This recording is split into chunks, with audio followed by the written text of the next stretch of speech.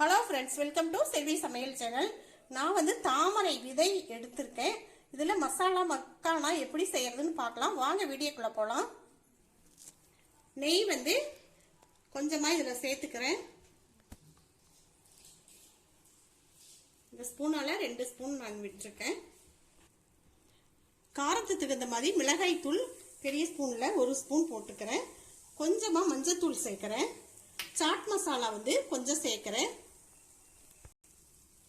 அது அப்படியே எண்ணெயில் அப்படியே கொஞ்சம் வதக்கி விட்டுக்கலாம். சாட் மசாலா உங்களுக்கு தேவைன்னா சேர்த்துக்கோங்க, இல்லைன்னா ஸ்கிப் பண்ணிக்கோங்க. எங்கள் வீட்டு குட்டீஸ்களுக்கு இது கண்டிப்பாக போடணும்னு சொல்லிட்டாங்க, அதனால் நான் சேர்த்துருக்கேன்.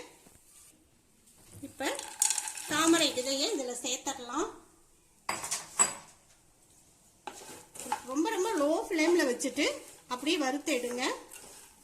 சால்ட்டு கொஞ்சமாக இதில் சேர்த்துக்கலாம். ஒரு 2 நிமிஷம் அப்படியே வறுத்துட்டு எடுத்துருங்க, கறியை விடாமல் வருங்க. அவ்வளவுதான், ரொம்ப நல்ல டேஸ்டாக இருக்கும். இந்த வீடியோ பிடிச்சிருந்துச்சுன்னா லைக் பண்ணுங்கள், சப்ஸ்கிரைப் பண்ணாதவங்க சப்ஸ்கிரைப் பண்ணுங்கள், பக்கத்துலேயே இருக்கிற பெல்லை டச் பண்ணுங்கள். தேங்க்யூ.